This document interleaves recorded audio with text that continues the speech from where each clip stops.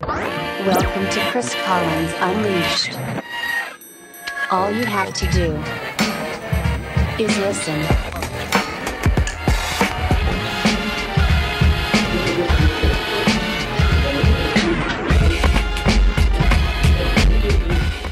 So we're here with Cal. How you doing, Cal? I'm doing great. So you invited me to lunch today? Oh, yeah. You have a cold? I got a cold, so if my voice sounds a little nasal, I apologize.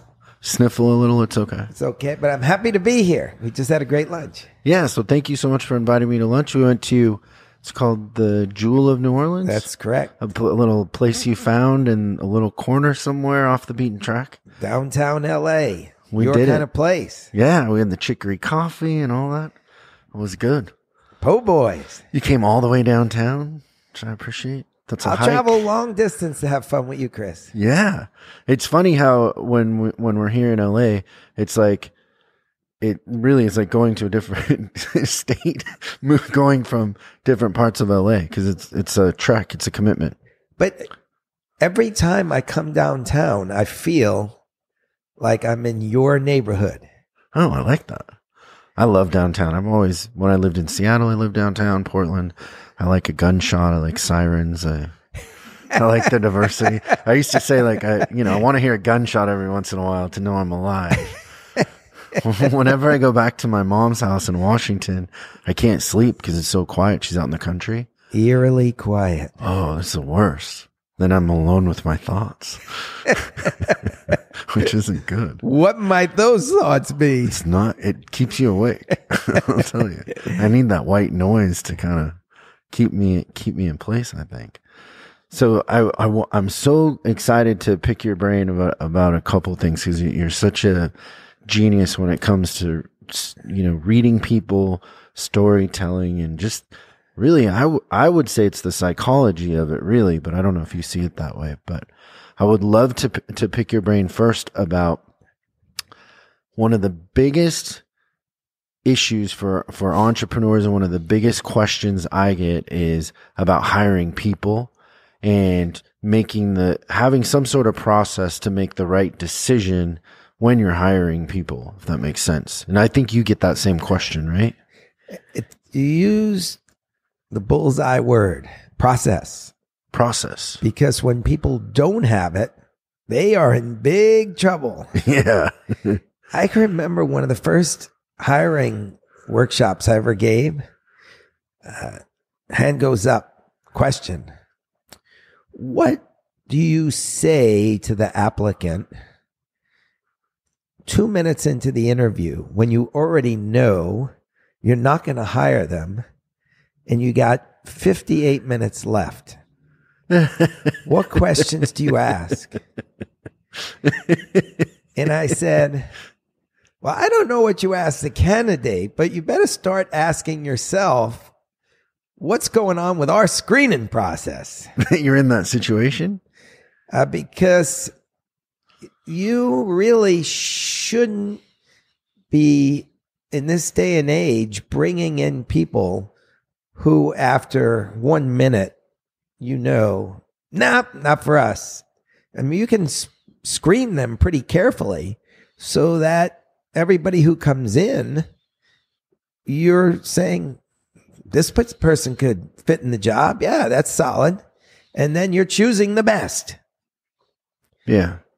But I think, to your point, a lot of people, a lot of companies don't invest the time to see it all as a process. For instance, I've heard stories of an applicant, they'll come in at 8:30, they'll have breakfast or whatever, and then there'll be a series of interviews set up throughout the day. There'll be at 10 o'clock, 11 o'clock, 12 o'clock, move them around, see all different kind of people. And yet oftentimes the questions are not coordinated so that the people at 9 o'clock are asking the same questions as the people at 10 o'clock. And basically they can all come to the question about, well, what's your hobby? And it turns out the person is a skydiver. And that may take the conversation 20 minutes. Wow, that's amazing. And then the person gets out of that interview, and then the next interview starts up. What's your hobbies? And they go through the whittling. Yeah, whereas the idea being you want to have this carefully coordinated where one person or one group of people is asking about the certain skill set that is needed. Another person is examining the cultural fit. And down the line, you can really look closely at a person through a whole range of questions asked by different people. And then at the end of it, you assemble everybody together and you can talk about it, or you can have people type up their notes immediately after the interview. You don't wait a week where everybody's thoughts have evaporated and they've really forgotten what's happened. And you can make a good decision. So you would say that the first thing that companies do wrong is that they leave it up to their intuition and they don't have a process that's consistent. They let the interview kind of take them where it goes instead of having a desired outcome and a system to create that desired outcome. Did I explain that right? Well, the interesting thing is that, there was a behavioral scientist, I believe, at Harvard who made a point about hiring that at first I started to go along with, and then it caught me way off guard. And what this scientist was saying was that in cases of auditions for an orchestra, when they brought up the violinists on stage and everybody saw who they were, and then they heard them play, quite often the male violinist got the job. And when they had a curtain over the violinist so that the people who were in the seats could only hear the music, more times the woman got the job. Not more times than the men, but there was a higher percentage of time that the woman was hired because people weren't seeing that they were female. They were hearing the music. They were just hearing the music and what you're hiring a violinist for. That's the right. Music. And so this behavioral scientist put forth this theory that all interviews will only be fair when the interviewer asks the same questions to all the applicants in the same order. And that's where I thought, sister, you have gone way too far now. Because the bottom line is an interview is like a piece of art. And I know how much you love art. You don't want to turn this into a factory where your question 1, what's your answer? Okay, that answer gets an 8.5. Question 2. Okay, that answer gets a 7.75. You ask a question and it's going to take you somewhere. And then you're following where that goes. And so you can ask a question to candidate A and you might have a 15-minute conversation around that because it goes into a lot of different areas. But if you cut that off just to get to question number 2, you're really like destroying the flow of the artwork, in my opinion. Once the interview gets started, it's art. And the person doing the interviewing should be letting it flow. And I almost see it like the person doing the interviewing is the casting director for a movie. They know the role that they need to fill. And they have to fill it with the best available talent. And so this interview process is going to just like a river, start flowing to the point where you're going to look at that person and say, yeah, that's what we need. That's going to feel good here. As opposed to just chopping things up question after question after question and judging people by numbers. Because I think there's a real soulful spiritual thing about putting the right players together on a team, no different from basketball or... Yeah, it becomes a family if you do it right. Yeah, exactly. You're letting them into your secret little world. And you tell me about this, because you've hired a lot more people than I have.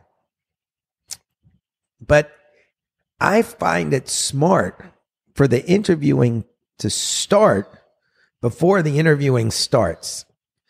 You got an empty seat to fill. Let's start asking questions about the people who are working, or to the people who are working next to that empty seat. Because they know what that job entails. Has it changed much in the last 2 or 3 years? No. Well, I guess it depends on the business. But they also know what their strengths are, what their weaknesses are. And by talking it all through, you can really, almost like with a basketball team, saying, well, Joey over there, he doesn't rebound that well. Great shooter. And so, and Phil, great dribbler. But he doesn't rebound that. We need a guy who can rebound, or a woman who can rebound in there. That reminds me of that scene in Moneyball where, have you seen that movie? I haven't seen it. I'm sorry. There's this great scene. So there's all these old baseball scouts, and Brad Pitt is the new general manager of the Oakland A's. Well, Brad Pitt's playing somebody, but right. And so he's sitting around with all of these old scouts, and they're like, they're talking about players because they lost Giambi and a couple of people, and they're that their payroll is nothing compared to everybody. And Brad's like, okay, well, what do we think? And they're talking about a player, and they bring up a player, and they're like, oh, the ball just flies off of his bat, and he's a good looking kid, and when he walks in a room and all this, and Brad's like looking at the numbers, and he goes, so you're saying he can hit, but he can't hit? Like, the stats say that he can't hit, but you're saying the ball flies.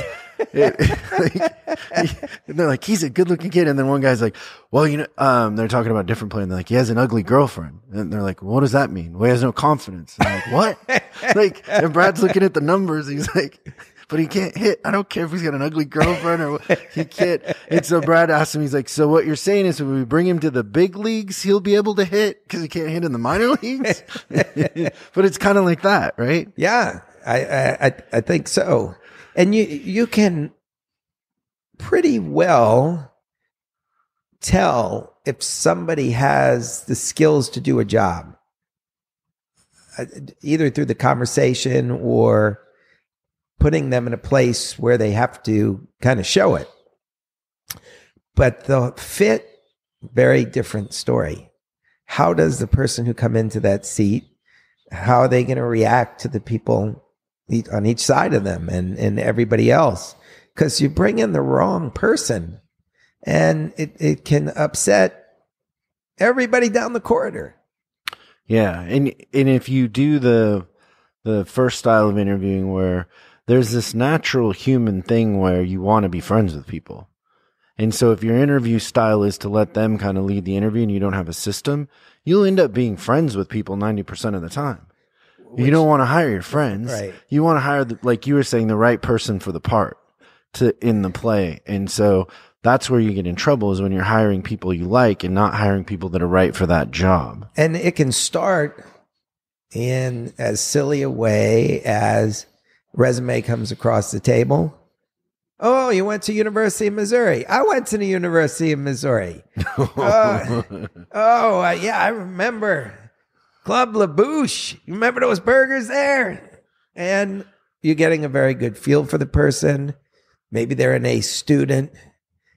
They got good references. Sure, it looks great.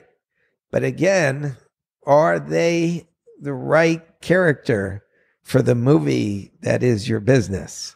Yeah. One of my favorite things to do when you're hiring somebody that's like more of a support role, so like somebody who might be a cashier or a hostess or something like that, is to do group interviews where you'll have 12 people, if you can, 10 or 12, and you do a group interview and you ask everybody kind of 2 questions, but you go around the room and you can instantly see who shines in the room, who's personable, who can handle the pressure. You'll see, like, I don't know, 3 or 4 people out of 10 or 12 will just like close up, and you can see their posture and they're nervous. I mean, you know, just an easy question to go around the room is like, what's the last thing you posted on Facebook? And it'll go around, and those can be funny. It's a good icebreaker, right? But you can just see who's the person who loves to serve, who loves to kind of perform, and can see outside of their little introverted world, or they're extroverted. And so the group interview for those sort of positions is one of my favorite things, because that does the pre-qualifying for you. And you can, I always hold myself to the rule of only calling back 1 or 2 out of 10 or 12. So 12 applicants in a room at once. Yeah. And how many people are doing the one interviewer? No, you got to have somebody. And so it's kind of like what you were saying, is you got to write your notes right there. Right. And so the first thing you do is say, well, okay, there's another part to this that I'm gonna explain. This is good because it's all about process. You have a process. It's a system. Yeah, it's a system. So you tell them when you have somebody called to schedule the interview. So you'll go through the resumes and pick out people that look good. Well, one question I wanted to ask you, if you had any thoughts on it. It does appear like the younger generation and the millennials, when you look at resumes, have a new job every year, and they see that as a badge of honor. Where when I'm looking through a resume, I'm old school. I'm looking for somebody who stays. Yeah. And so I just think if you have a job every year, I'm going to spend all this time training you. Just about the time you're going, you're going to decide you want to go, work for Adidas or something. I don't know. You're going to have a change. But so the first part of it is you'll have, you'll tell them you're coming to a group interview, and you probably want to schedule 15 people because you're going to have some no-shows, which is weird, but you will. And then you have a sign-in sheet, like in your lobby, and have them sign in. And so you can see who's on time, who's not.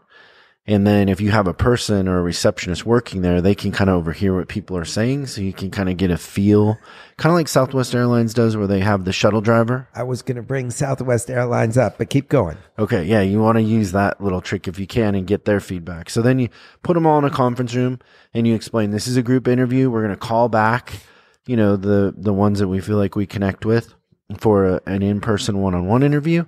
But this is just a great way for us to get to know each other. So we're just going to ask a couple questions, and it'll be really easy. And then, I usually have somebody in the company with me, because you got to keep good notes. So the first one is, what's your name, and what's the last headline you posted on Facebook? And then you're just writing the names as you go.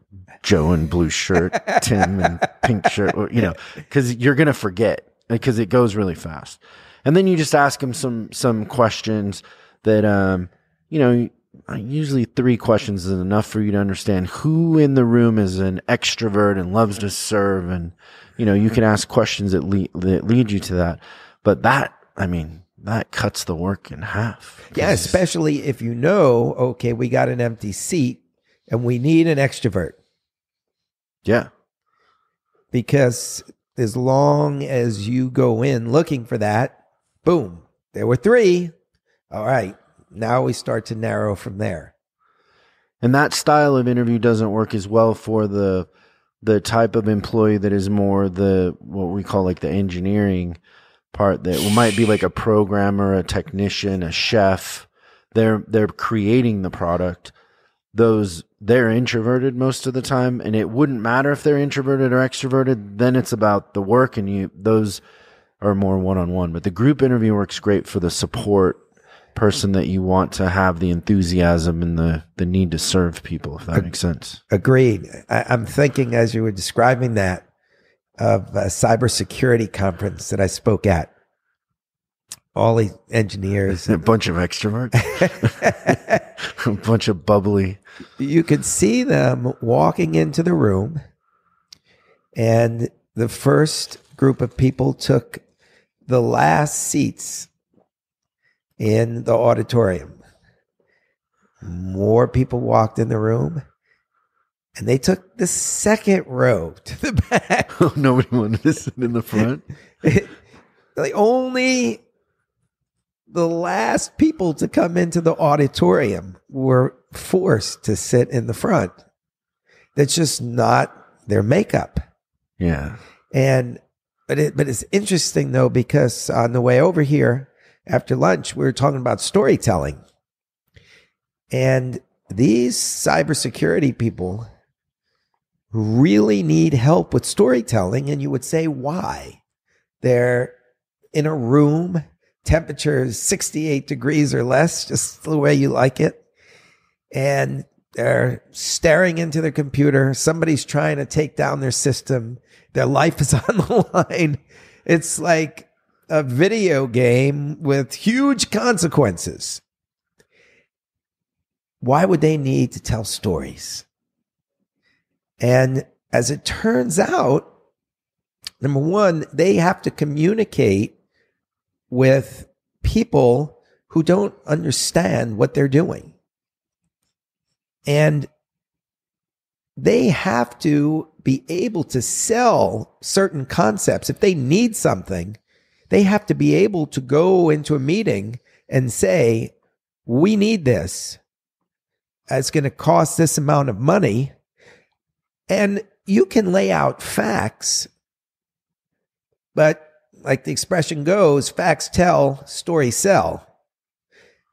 If you can't make a convincing case for why what you need is really necessary, you may not make the sale. I mean, to your own boss. And so a lot of these people really needed help with being able to like understand their situation and to articulate it in a way that at the very least, somebody who understood the technology and who was operating as a liaison or a bridge to people who really didn't understand the technology. Yeah, it's probably rare the person buying it understands the technology. They just know that they're not safe and they need to be, or that they've been attacked and they need it fixed, but they wouldn't understand all the code and all the different nuances of it. But those people probably tend to talk in code and exactly. way over our head, kind of like a doctor might talk over our head. And they need to be able to tell a story. Yeah. Because it's not always speaking among themselves. And it reminded me of another story. And here's an interesting story. It's not specifically about hiring, but it's what happens after somebody's hiring and is doing a good job and where things could go wrong. So there's this engineer at company in Silicon Valley. It was a startup and it started doing really well.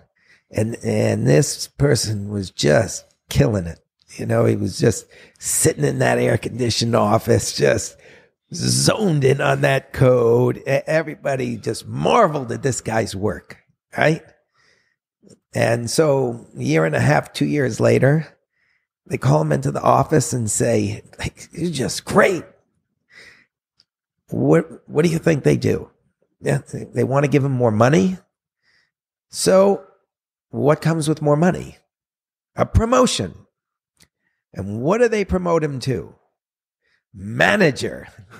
Now, the last thing this guy wants to do is going to be talking to, he just wants to be sitting in his frigid ice box of an office, looking at code and solving problems. Yeah. And yet, we often put ourselves into a situation where we see a rise in terms of promotion, and that turns to a completely different skill set. And the guy took the promotion and he hated it. Like, get me back to my room. I didn't want to deal with people. I like code. Now, on the other hand, and this is the ultimate success story. Mary Barra, now the CEO of General Motors. So she grows up in a home where her dad worked for GM all his life. And once a year, his dad would get to drive like a new car off the plant for a day or two, and everybody on the block could crawl around it and look at it inside. And it was just a really great company feel. And so Mary gets her first job working on like the GM assembly line, and she's got a clipboard in her hand, and she's examining the fit. I hope I got this right. It was between the hood and another part, and the cars are coming along, and she's got to make sure that the measurements are right and mark it off on her clipboard. And they're coming at her one after the next, 8 hours straight. There's hardly any breaks. And they are very aware of her. They know she's got a great mathematical mind. She goes to the engineering department. She's doing great. And her mind is a mind where numbers solve problems. And she's advancing. Everything is looking great for her. And then one day, somebody very smart at GM called her into the office and said, we'd like to see if you would think of taking a different position, promotion. Mary says, well, what's the job? The head of human relations, human resources. Now, all of a sudden, math might not work. Place where there's no math. It's people. It's all people. You know that Warren Buffett saying where he says business problems are easy, people problems are hard? There you go. And to her credit, she took it. And maybe, I don't know if she realized how good she'd be at it. Her parents were the type of people who always had guests over at the house and were making tuna fish sandwiches. And so I imagine that a good part of that rubbed off on Mary. She felt comfortable around people. And she really shined in that position. And what it did is it put her in a place where she had the math and the human side. The magic. There it is. Now you understand why she's the CEO at General Motors. Yeah. No, it's funny how a lot of times it's not the best artist that succeeds. It's not the best doctor. It's the one that has the mix of the people and the skill, right? Like the insurance companies have spent a ton of money trying to figure out how to get doctors not to have malpractice suits. And there's no correlation between the amount of mistakes a doctor makes and how many malpractice suits they have. And so there'll be some guy in the Midwest that they'll be interviewing the family, and they're like, well, Cal, he just had a bad day and that's why he killed little Johnny. And they don't sue. But then there'll be some other guy who gets sued every time he turns around and he's never killed anybody. And it's all about that people bedside manner and that connection. That I completely get that. And so, my attorney has a big firm here, and he spends a lot of money getting his attorneys to, well, actually, I have a funny story, and I'd be curious what you think, but I have a friend who was asking me advice, and he owns a security company. So he's a bodyguard for a lot of big celebrities. And he wants to expand. But the problem is all the celebrities ask for him. And so he gets in this thing where they want him, right? And so he can't just say, well, hey, I'm going to send Lucas because they want Chris, right? That sort of thing.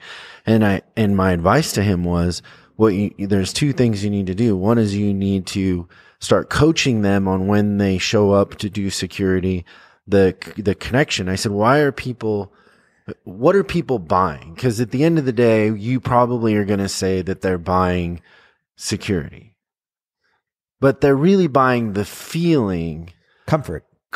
Right. And so what you need to do is train your guys to connect with them on a deeper level. And I sent him my Pet the Dog video. Have you ever seen my Pet the Dog video? Yeah. Yeah. I sent him that, and I'm like, it's about that. It's about connecting on a deeper level. And then, then I gave him some ideas on how to back out when somebody calls. Cause I've ran into this before too. They want me and I got to send somebody else. And so there's ways that you can tactically do that too, but it's the connection, that people part. These guys that he hires were cops. They're like Navy SEALs, and they're all about security, and they're all about looking around the corner and predicting what the problem could be, and they can beat somebody's ass if they need to. And if there's 10 people, one of them can take out 10 guys, and their kill ratio is 1 to 100, but they don't connect. And the reason why they like this guy and the reason why his company's done so well is because he's charming. He walks in a room, he looks at you and he really cares what you're saying. He's a people person. And so all his guys they're ready to go kill something, but they don't connect. That's how Bill Clinton got to be the president. Yeah, that's a great example. Basically walked in a room, looked people in the eye, made them feel like they were the most interesting person in the world, and everybody voted for him, or a lot of people voted for him. It's the same thing. People think that they're electing him for politics and policy, but we elect presidents on likability, just like you'd hire a security guy, one over the other, over the connection that you would make over how good they are in a tactical situation, right? Because you can't you're not going to test them and see how they can kill 3 people really fast. It's you're going to feel safe because you like them, not because they're the best person for the job. But nobody gets that joke. That's the catch in business is what you think you're selling is never what you're selling. You're always selling the connection with the customer, the tribe that you build, the lifestyle that you're creating. It's a great point. And it can actually go even deeper. I remember Dr. Oz telling me a story. This was before the days where everybody sees him on TV giving advice on health. I mean, he was operating on 6, 8 people a day, doing heart surgery. And he made the decision to go to television because he realized, hey, if I'm doing heart surgery, I'm helping 8 people a day. And then if they don't listen to my advice and they go back to eating pastrami sandwiches, they're going to come back. Eating beignets and whatever we have for lunch. What we had for lunch. Whereas if I can tell them how to eat healthy, they won't need to come see me in the first place. Yeah, preventative. But here's the point that I wanted to make, and it goes to what you were saying. He had a lot of famous or rich people from around the world fly to New York so that he could operate on their hearts. And he would go through the process. This is the same way we're talking about the process of hiring. It's really no different from the process of heart surgery. You got to have a process. And he's explaining, okay, you're going to go in the night before. This is what's going to happen. And they're going to bring you downstairs the next morning. And then the technician is going to crack open your ribs. And if it's a crown prince of somewhere, they're hearing, hold it.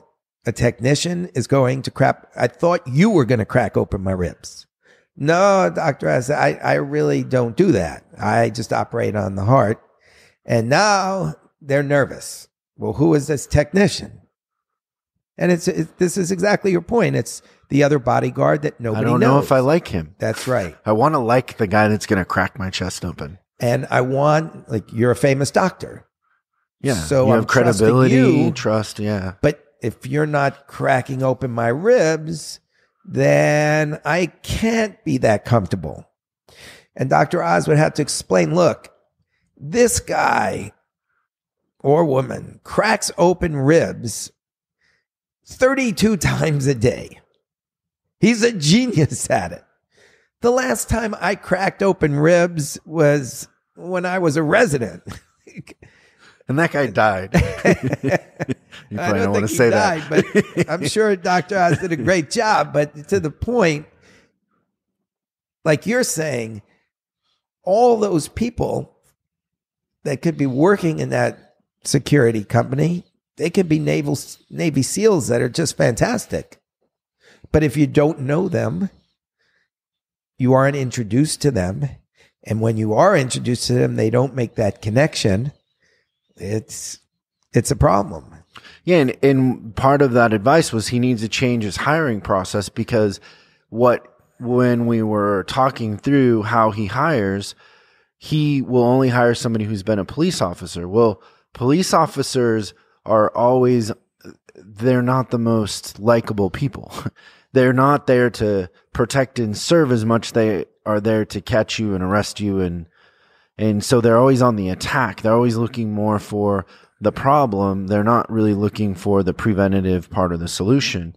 And so you kind of got to change your thinking there and you know what he's looking for. Because really you could hire people that have no idea, you wouldn't do this and he wouldn't do this, that have no idea about security and were never Navy SEAls. But you could teach them to become Navy SEAls. You could get Jocko Willing to come in, and in 6 weeks, they could be trained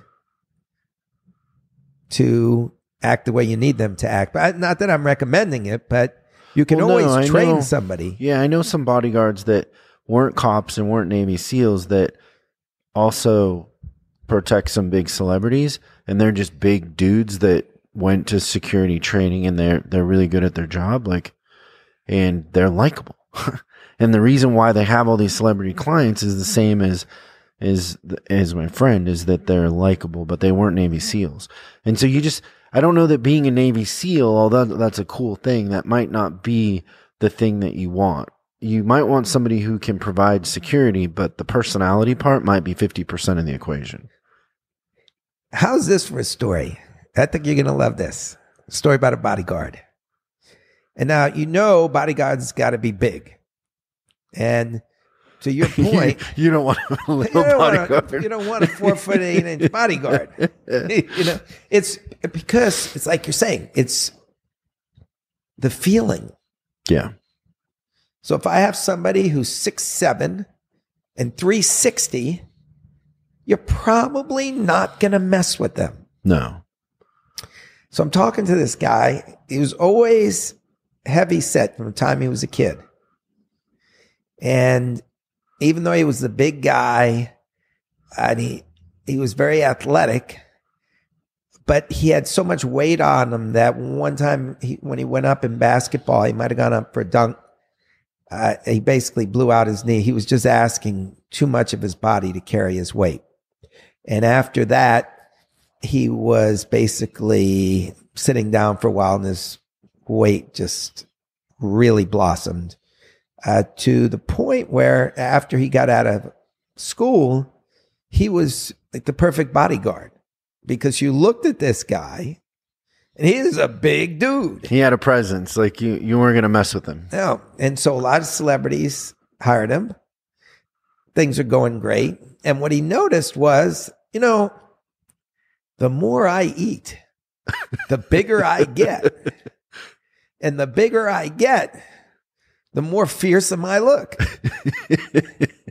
So he just keeps eating and eating. Ultimately, he'd get up to 600 pounds. What? And ultimately, he would lose hundreds of pounds and become a bodybuilder. But it's an amazing story. But the point is, so one day he is with the whole crowd around the celebrity. Everybody's having a good time. They're watching a basketball game and they're making bets on the outcome. And so the celebrity says, this team's going to win. He says, nah, they ain't going to win. Okay, let's bet. What do you want to bet? The loser does 100 push-ups. Game plays out. Bodyguard's team loses. And now there's a room full of people there. Time for the bodyguard to get down. He's like between 500 and 600 pounds to do 100 push-ups. He couldn't do one. Oh, man. And that was the start of his aha moment. That's humiliating. Man, I better do something here. But the point is, just what you're saying. When he walked into a room, if you were a celebrity and you wanted a bodyguard, this guy looked like the guy that you wanted. Nobody was going to mess with him. And so sometimes the person that you look at and might seem to fit the role, he really or she really can't do it. So you could see how difficult it really is to find just the right person who is going to want to grow with you, remain loyal, and not want to take off in 6 months when somebody else comes along with a little increase in salary. These are really tough decisions to make. And you got to skillfully bring in the right people to look at and then winnow them down carefully and then put them in positions where you almost see them interacting with the people that are going to be sitting next to them. So everybody gets a feel of how it's going to work. Because the worst thing, and I've heard this from so many people, is when you hire somebody and you find out who they are on the second day on the job, and it was somebody you had no idea existed. It wasn't the person you interviewed. No, not at all. And that's got to be so frustrating. And here's the other thing about it. The amazing thing to me, when I started doing these workshops, I would ask the people who were doing the interviewing, like, do you like to interview? And they just started admitting to me, no, we don't like it at all. It was a burden to them.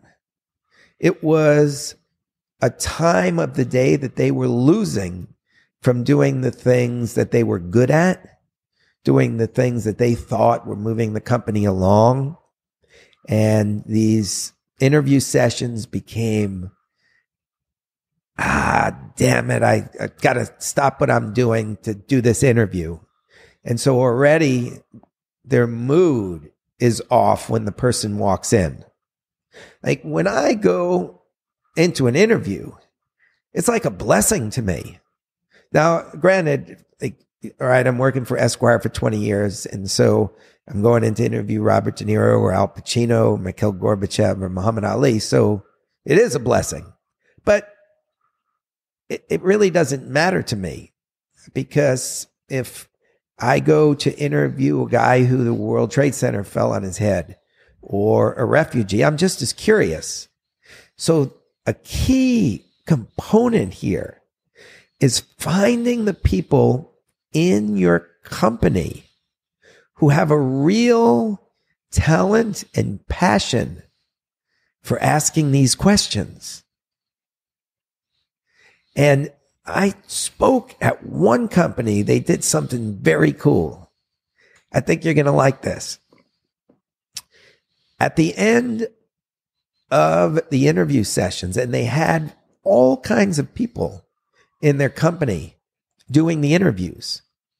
It wasn't just a few. It was almost as if the whole company at some point was getting a shot at interviewing.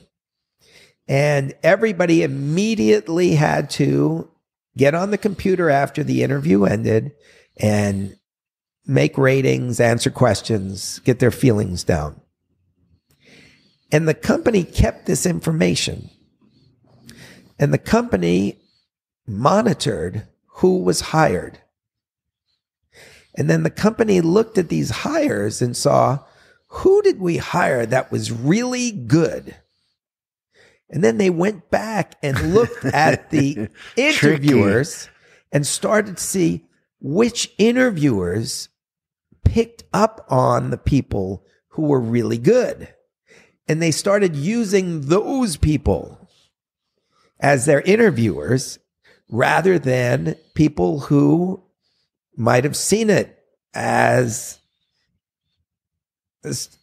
a waste of an hour of their day, or just an uncomfortable time. It's like, I got to do this. Yeah. Why not use the people who are fascinated by it? I mean, the other thing about it, when it comes down to people who are doing the interviews, in many cases, they're managers. And what do we ask of managers? We ask them to lead. How did they lead? By telling other people what to do. And so they're not the kind of people who often will turn things upside down and start asking questions 95% of the time. Yeah, they might not be the best detective. Yeah, they are often the people, and I get this a lot. I'll say to managers during the course of an interview, what percentage of time do you find yourself talking as opposed to the applicant? And so often the manager said, oh, it's about 50-50. And they see my hand go to my forehead, like, oh, no. And they said, like, what's wrong? And I said, well, let's look at it this way. And I explained to them that I met a guy who was an executive assessor. Didn't even know they had these. This guy is basically the last line of defense for a company making a huge hire. It's one of their top jobs, and a lot of money's on the line. They got to get it right. So they go through this whole process, and then when they're zoning in and they're, okay, this looks like our woman, this looks like our guy, this executive assessor sits down with that candidate and basically puts them through a 4-hour interview just to make sure. And that's more like an interrogation. You know what? I believe so. The reason I bring this up is I met one of these executive assessors, really good guy. And he was fascinated by my interviewing at Esquire. I didn't know anything about executive assessor. And so he said, how about this? Why don't we do an interview with each other? Like, I'll interview you my way, and you interview me your way, and let's see the overlaps. Great idea, I said. Great idea. So I interview him my way. Which takes how long? I only interviewed him for, I would say, an hour and a half, 2 hours. Oh, wow. So that's pretty in-depth. But if I'm going to sit down with Mikhail Gorbachev, hopefully I didn't get that much time with him. But I like to ask for an hour and a half. But, I've often got to fill up a magazine story with that. I love your Gorbachev story, by the way. You show up and they tell you have 10 minutes. So what happens is I interview this guy, and at the end of it, he looks at me and he says, that was amazing. And I said, what do you mean? And he said, well, when I interview somebody, I speak for 10% of the time, because that way they're speaking 90% of the time, and I'm getting as much information as I can, because my job depends on me getting all this information. This company I'm going to write a huge report, and they're going to take my word on this candidate. And he said, so I want to be basically talking as little as I can. I want them to be talking for as much as they can, so I can be gathering as much information. And I said, oh, that's interesting, 10%. I said, well, I just interviewed you. How much time did I spend talking? And the guy said, 5%. Oh, wow. And he said, I thought you were going to say more. That's what amazed him. Wow. And here's what I found out, how it shifts in the job setting and where managers make huge mistakes. They're thinking, okay, I'm going to talk half the time. They're going to talk half the time. But part of that is I'm going to explain to them what this company is and what the job is. And I want them to understand. But the bottom line is you don't even know if you're going to offer them the job yet. You want that time to learn who this person is. Now, if 3/4 of the way through the interview, you're saying, you know what? This person is great for that job. I can feel it. I sense it. And I've got some time here. Now I'm going to start to sell the company because I want to get this person on the hook. I want to reel this person in. I know enough that I don't have to take the next 20 or 30 minutes to find out more. A lot of times managers will just start the first 15 minutes just explaining all about their company and what they do. And it's just time that's lost. The idea is for you to get the information from the applicant to help you make your decision. Once you decide that's the person I want, that's the moment that you can start talking and start selling. But I don't see any reason to sell until you're sure that you want them to buy. Yeah, until you're sure they're a customer. But it's a lot easier for these managers who aren't really comfortable with questions to just remain locked in their usual role and say, well, this is how we do things here. Because that's how they're comfortable with. They're managers. But that's not the best way to hire somebody. You almost want somebody to come in with an outside point of view that understands what your company needs, maybe even better than you do. And then to figure out the right questions to find that person. And then to get as much information about all the candidates to fill it with the right person. It really comes back to where we started this. It's a huge process. And if you're thinking that I can just have this few people come in, let me look at their resumes. Okay, they went to a good school. Okay, it's another ass in another seat. We got to make this hire in a hurry. We don't want time to pass and not have this thing filled. So let's just get the person in there. It's just not going to be the best for your culture. Yeah. Culture is a big part of it. What are a couple questions that you would share that you would ask in an interview if you were hiring somebody? Well, there's a guy, he's an exec.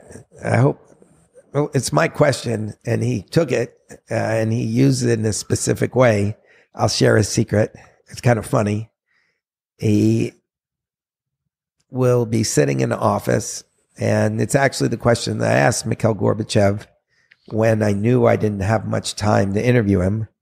And he came in thinking, I'm here to speak about abolishing nuclear weapons. So these reporters are going to be asking me about abolishing nuclear weapons. And I knew if I came in and asked him about nuclear weapons, he would just start reciting his talking points. And 6 minutes later, 10 minutes later, the interview would have been over because he would have been ready to go to the next one. So I walked in, I looked him in the eye, and I said to him, what's the best lesson your father ever taught you? And as soon as I said it, Gorbachev's eyes went up in the air. He starts searching. Didn't say anything. Searching. And then it was almost like he was seeing a movie of his childhood playing on the ceiling. And he starts to tell me a story about when he was a boy. Story about the day that his father got called up to fight in World War II. Now, the Gorbachevs lived on a farm. And so Gorbachev starts describing this trip from the farm to the town to see the father off. And he's describing it in detail, and I'm sitting there, this is amazing. The problem was, what I thought going in was going to be an hour and a half interview, I was told just before I went in the door, had been reduced to 10 minutes. So, and this story took 12. Exactly. My brain is like screaming at me, like, wrong question. But This you knew when he interview's looked over. up to the left that you had him, right? He was completely devoted to finding out that answer, which is what a great question does. The best questions make the person asked just as curious about the answer as you are. And he was even more curious than I was about the answer to that question. And so now he's telling me the story, and he's going on, and I'm just saying, oh, I'm doomed. This interview's over, and I didn't even get to the end of the story. But he does get to the end of the story. And the Gorbachevs get to town, and Mr. Gorbachev takes everybody into a little ice cream shop, and he buys them all ice cream. And Gorbachev is remembering this ice cream. He's remembering the aluminum cup that it was served in. He's talking about this aluminum cup of ice cream as if it is resting in the palm of his hand. And the more he's talking about this ice cream, the more we both have this realization that this cup of ice cream is the reason he was able to make peace with Ronald Reagan and end the Cold War, because this cup of ice cream contained the memory of what it was like just before his father went to war. Which war is a scary thing. And the dread of not knowing whether you're going to see your dad again. So he's looking at the ice cream. I'm looking at the ice cream. He's looking at the ice cream. I'm looking at the ice cream. We look up at each other and we're thinking, man, this is deep. Just then, there's a knock on the door. Publicist comes in. Mr. Gorbachev, time for the interview will have to be over. And he looks at the publicist and looks at the interpreter, looks at me, and he says, no, I want to talk to this guy. Publicist backed out of the room. Conversation went deeper. 10 minutes later, another knock on the door. This time, the publicist comes in a little more sheepishly. Mr. Gorbachev, Cal, time for the interview? No, Gorbachev says, I want to talk to him. Publicist backs out the room. Conversation goes deeper. 10 minutes later, another knock on the door. This time, publicist is in a full-out panic. Mr. Gorbachev, Cal, please. There's a long line of people outside the door to see Mr. Gorbachev. Very important people. We're way behind schedule. I don't know what I'm going to do. Please. And Gorbachev just looks at me with this shrug that says, hey, what can I do? And the interview concluded. The interview got written up as a huge success. That was the moment that I learned, key lesson. If I had gone in there and asked a canned question, I probably would have got a canned answer. Interview would have been finished in 6 minutes, and I never would have known what was possible. Only because I aimed my first question for the heart was I able to get that insight. And so, in answer to your question, I'm sorry, I had to go through the whole story. That question, what is the best lesson your father taught you, is asked by a high-level executive in the music industry. But what he does is this. Applicant comes in, sits at the other side of the desk. I'm blowing it for him. Everybody's going to know what he does. And they hand them their resume. He's already seen their resume. He knows a lot about them. He's done his research. He's a very good interviewer. But he picks up the resume and he just starts staring at it. He's not reading it. He's not looking at it. He's just staring at it for like 2 minutes. And then he puts it down and he looks at the person. He says to the candidate, "What's the best lesson your father ever taught you?" And they're completely like Gorbachev was in that moment. You know, they're not expecting it. Kind of puts them in a rabbit hole in a way. It does, but the bottom line is it is your dad. And I imagine your dad has taught you something. So even if you have to talk your way through it to come out the other side of the rabbit hole with a good answer, there should be a good answer there. Yeah. And so those are... And that's the first question he asks. Yeah. Because it's also nobody probably has ever been in an interview that started like that. So it's going to put them a little off that you're going to be able to get maybe a little more honesty with the rest of it. And because it's a pattern interrupt. And here's the thing, this is what we were talking about before, how because it's not question 1, what is the best lesson your father ever taught you? Right. Question 2, what is the best lesson your mother ever taught you? Question 3, have you had a mentor? You don't want to do that. You want to ask that question and see where it goes. And in that process, you're going to start asking follow-up questions. And then you're going to start to go deeper and deeper and deeper and deeper to the point where when you finally get the answer you're looking for, you're now in a deep place and all your other questions are now operating from that deep place. You're not on the surface anymore.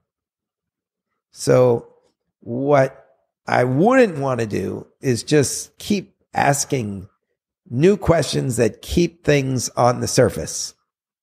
I really want to know this person who's going to come into my family. When you said that, it's funny to me, but if you asked my grandfather that question, you know what I think he might say? What's that? How to run moonshine. Because I come from a long line of Irish, Chicago, Springfield, Illinois. Moonshiners was the beginning of my family coming over here from Ireland. Well, to me, I would find that fascinating. Oh, no, it is fascinating. And now how I'm thinking, okay, how does that translate into who you are?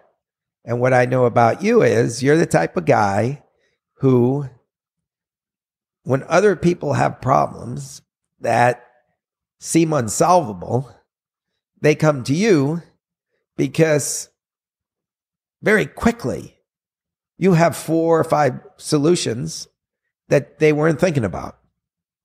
And I would think if you're in the moonshine business. Well, yeah, moonshine drug dealers, they always have the most solutions, right? You have to be able to respond to problems. Yeah. And so just you telling me that about your grandfather makes me think, okay, how does Chris look at problems? And then that's where I'm going. Yeah. Now, does the job need the person to be able to solve problems? If so, okay, now I'm really happy. Maybe the job... Cal, I'm going to tell you right now, I'm a terrible employee. You do not want to hire me. I'm a terrible employee. I'm stubborn. Why? I want to do it my way. I always, like, the last job I had, like, I just kept telling myself, like, you know, you're here for them. But, like, I very quickly always surpass the goals and thinking of what I'm working for. They always think too small. It drives me crazy. I realized very early on, I'm not an employee. I'm an entrepreneur because I'm terrible. Okay, so let's take that into case. But you'd find that out in an interview. I would just told you. Look, the one question. I told when you. we got to the moonshine. Listen, okay. I'm a terrible employee. Nobody's ever said that to me in an interview, but sometimes they should have. No, but here's the way I'm thinking. You can say I'm a terrible employee because I do things my way. Now, I might have found that out about you by saying, Chris, did you play any sports when you're a teenager? Yes. What sports? I played soccer. Okay. I played football. All right. I think that's it.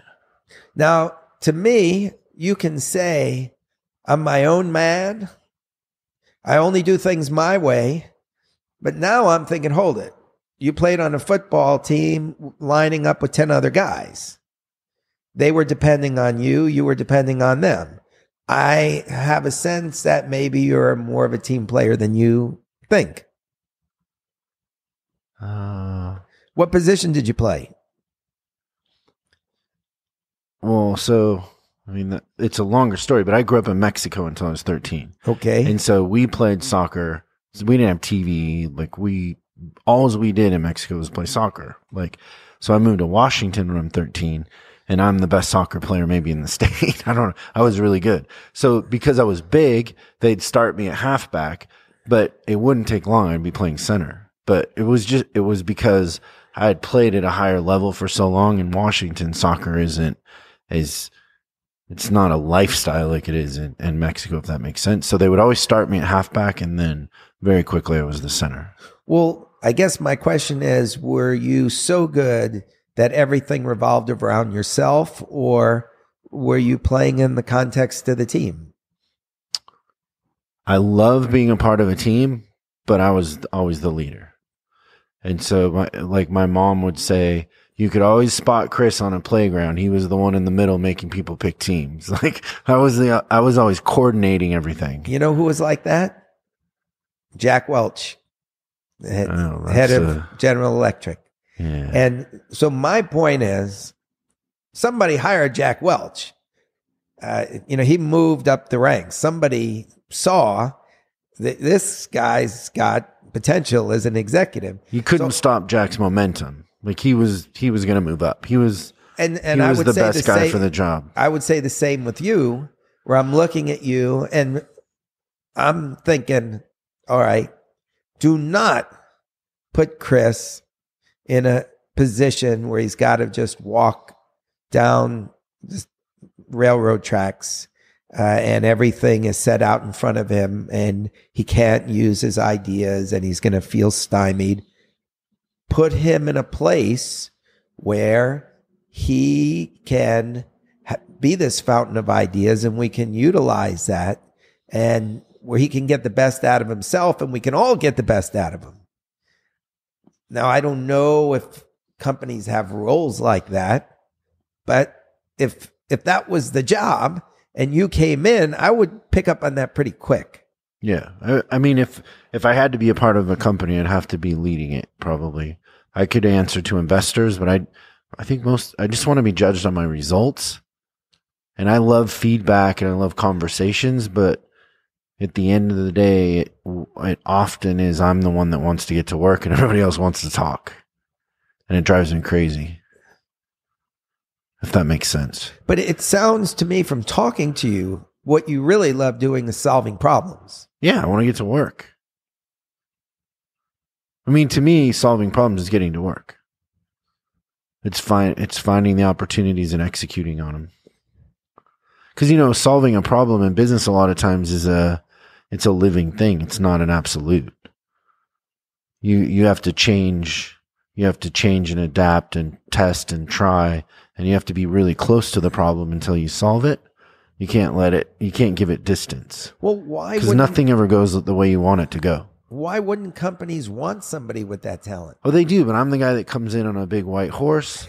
I solve their problems and I leave, but I'm not answering to anybody. I'm the one giving them the solutions and guiding them, and I'm the guru, I guess you would say. Okay. But you wouldn't want me sitting in an office every day, clocking in and out. I wouldn't be doing anybody any favors. I'd feel like I was a caged tiger. Right. And if I had the job with that office and I interviewed you and I walked out of there saying, man, what a fascinating guy. I would hope. Let's outsource him. I would hope that I would not say to him, you know, he'd be great on the team. Let's put him in that office where he's going to feel like a caged tiger. These are the things. Well, to that point, though, you know, I could go interview and get a job. And that's the problem. Because they're not casting you right. Right. They wouldn't ask the right questions, which actually might be a fun hidden camera thing we could do together sometime. I could go apply for jobs and they'd hire me and I'm the last person they want to hire for the job. It'd be funny. But they would hire me because I can be likable. I could interview well. Trust me. I mean, I know all the tricks. Like I could interview well. Well, it's kind of sad in a way that nobody would be able to pick up that you would be a caged tiger in that office. I think I would be able to pick that up pretty quick. Oh, I know you would be able to. Yeah. And I think too, and tell me if I'm wrong, but your style is, and it's very much kind of like the FBI in a way, is you'll ask a question, but you'll ask it 2 or 3 more times in a different way, or a cousin to the question, because usually I don't know. Do you find the 3rd time you get the right answer? Maybe the 5th or the 6th. Yeah, it's never the first time. No, and you would get me for sure because you're good at that. But most people, I mean, it's been the first question. You're done. You're never going to know the person. You're curious about people. You're very curious, which is a gift. It's rare that people are curious. I feel that way about business is people think that I'm talented and I don't think I'm talented at all. I'm curious. I'm watching what people do and what works and what doesn't, and I'm sharing that. But it doesn't, just because I'm in hundreds of businesses, I get that insight, but I'm not smart. I'm just watching and asking questions. I didn't come up with those ideas on my own. I'm watching the results and what happened to get the result, good or bad. And if it was bad, let's not do that. And if it was good, I want to tell everybody, hey, do this thing. Like Cal taught me this question to ask. I'm not any smarter. I'm just paying attention. Kind of, it's the same thing I think that you do is we're curious why things work. It's like the little boy that wanted to take stuff apart. Like we're just curious, right? Yeah. And here's where, when I really boil down this curiosity question, what is amazing to me and where I find a great sense of hope is that I believe that everybody is curious, that everybody starts out curious. In fact, I think behavioral scientists will tell you the most curious times in our life are when we're 4 years old. That's when we're in that why stage. And we will literally ask our parents or the people around us between 300 and 400 questions a day. What happens after crazy. that? Yeah. Nuts. And what happens right after that? Age 5, pack them off to kindergarten. And this whole process gets started where you want to ask a question, raise your hand. Slows down the process. And the teacher asks the questions, and you, the students, give me the answer, and then I'll ask you when I think it's right for you to ask your questions. So and mix in peer pressure and a textbook and everything watch else. What happens. Let's see what happens here. A few years down the road. That starts in 1st grade, 2nd grade, and now you hit middle school, and the one kid you're who's hitting got puberty, you got zits all over your face, and the one kid's got the question. Anybody got any questions? And everybody else in the class is looking at this person with daggers in their eyes. Would you just knock it off? And eventually, by high school, those looks have taken the last hand down. And watch what happens as it moves forwards. People graduate from school, they get jobs, they're out on the job, and they don't understand something. What's the logical thing to do?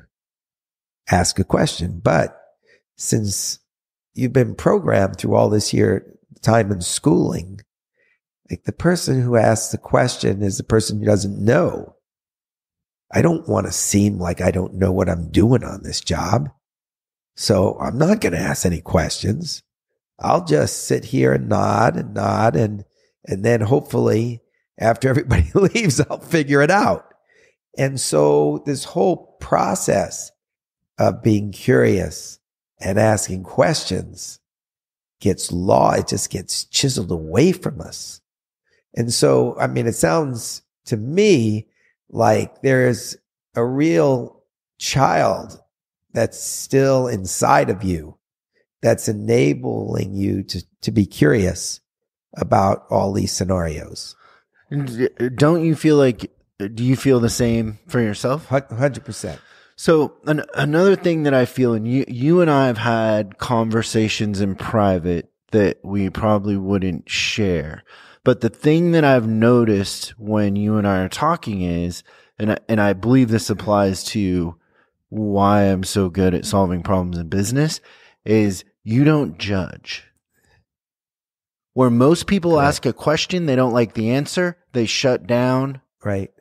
Where you're curious and you just keep digging, even if you don't agree with the answer, even if it's a little off, you keep going. Where I think most people would say, oh, well, he's a Republican, I'm not going to talk to him, or whatever it is. And in business, it's like, well, that won't work here, or my market's different, right? And or my industry is different. Where, I mean, I don't know how many times I've taken an idea from banking and put it into the car business, or an idea from a convenience store and, put it into a lawyer's office.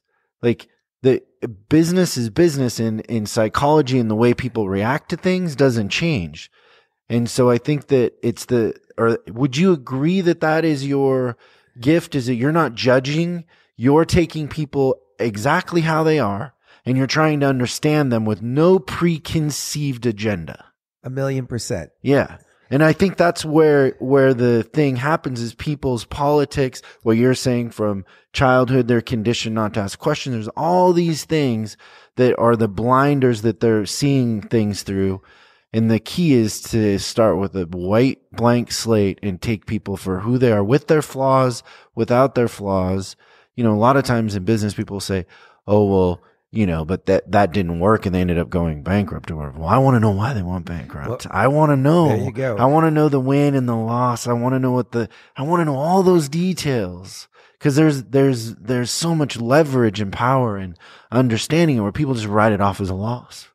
The losses are where you learn the most. Right.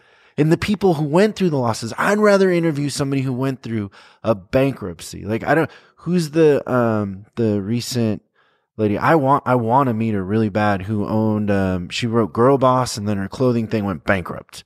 I know who you're talking about. Would love to talk to her. Right. She has to have so much knowledge and experience that it would be incredible. I would rather talk to her than Tim Cook from Apple. I would. Yeah. Well, there's so much reality to it. There's going to be struggle. There's going to be a sense of story. You're going to learn a lot. There's no doubt about it. It's an interesting thing too, and I think it's a big mistake that people who interview for hiring can make by coming in completely ready to judge. Because I've talked to people who will tell me, hey, look, I've got one candidate coming after the next. These are highly intelligent people. And like I asked them a very tough question to start with. And if they blow it, they're gone. They're toast. And I say to this person, like, are you nuts? Why would you do that? I would want to see the best that a person has to offer And I actually would like to see somebody stumble out of the start of an interview and then a third of the way there, find their ground and fight their way back to where at the end of the interview, you love them because then you knew if there was a problem in your office, they could do that. Whereas this person was basically saying, hey, one strike and you're out. You can't answer my tough question. Next. And that's the ultimate judge. I'm the judge. I determine whether I like that answer. If it doesn't suit me, you're gone. I think it's just much better to really find out about the person, what they could bring. Maybe they can bring something to the company that this job doesn't even have. You wouldn't want them in this job. You put out the offer for this job, but really is not the right job for them. But on the other side of the company, you have another position where it might work out great.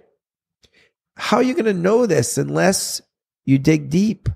And maybe you interview them and you say, you know what? There's a lot here, but they're not ready yet. I'm going to keep your name. I'm going to call you up in a year. Just say hello. See how you're doing.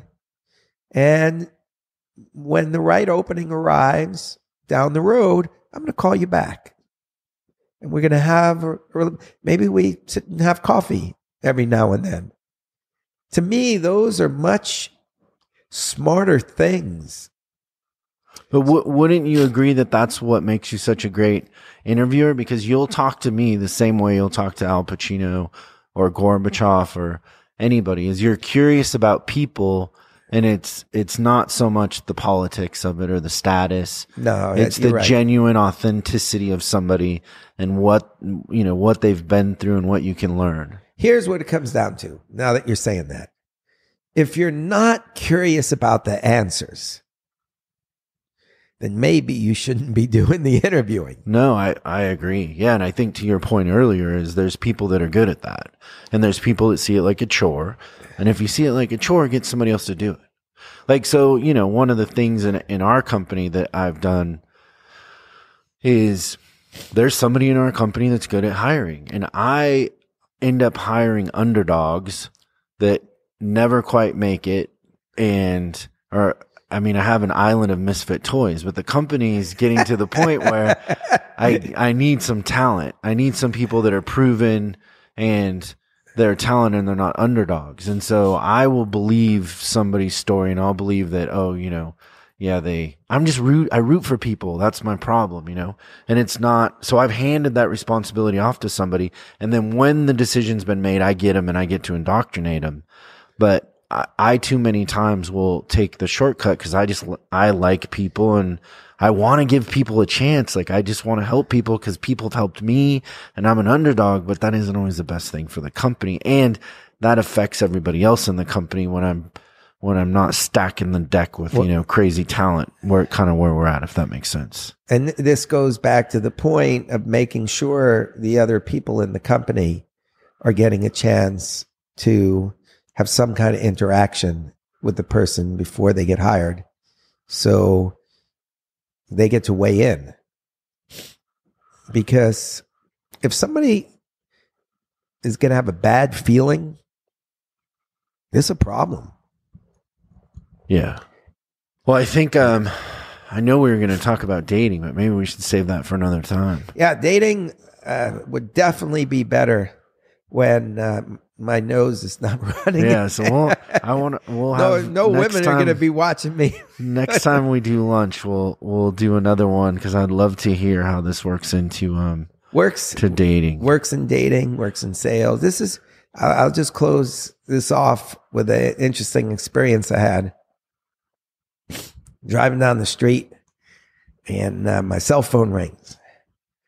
And I pick it up. It's a private number, so I don't know who it is. So I answer it. It's, hey, Cal, this is Kobe. I'm thinking to myself, there's not too many people in the world named Kobe. In fact, I only know one person named Kobe in this world. And I'm listening to his voice, and it is unmistakably Kobe Bryant. And he wanted to know, going back to the very start of today, when the cameras got rolling, his question to me was, what's your process? And so we got together and we sit down, and he explains to me that when he was a rookie, he got a call out of the blue, just the way he called me, from Michael Jackson, who wanted to mentor him. And so we're talking about process and how I do the research and formulate the questions and then prepare to improvise with them. And he's just laughing. And I said, why? And he said, it's the same principles that won 5 NBA championships. Right. And because it's more of a mindset. And what he said was the principles of mastery are basically the same wherever you take them. And so if you are Phil Jackson and have 2 hands full of championship rings, there's probably something similar that you're doing that got Neil Armstrong to the moon. We could just start asking questions and we'll break it down. But certainly when I describe my interviewing process, very much like how Phil would prepare the team. And so that's how I knew this works across the board. Works in dating, works in sales, because a lot of people, we didn't really even talk about that. Maybe we can talk about it next time. They don't understand. They think sales is an elevator pitch and then a forceful manipulation to get somebody to buy, when it really is the right questions that are going to get your potential buyer to talk about their problems so that you can then show how your product solves those problems. But a lot of times salespeople are under such pressure to meet quotas that they don't feel comfortable asking what might seem to be an innocuous question because they got to shoehorn in their message to try and make the sale. Yeah, and the process goes away and it's all to your intuition. Yeah. Just like interviewing, right? So there's a lot more to talk about, and I look forward to it. Every time I see you, I'm a better man for it, Chris. Oh, I feel the same. Thank you for lunch today. It was very, very sweet of you. And we want to tell everybody too about your podcast, and we want them to subscribe to the podcast. So you need to hit the subscribe button. There we go. Big Questions with Cal Fussman on iTunes. I'm excited about that. Yeah. It's going to be a huge hit. Well, thanks. I appreciate that. Let's pick this up soon. Thanks, everybody. Thanks, Cal. We'll see you real soon. All right. Thank you.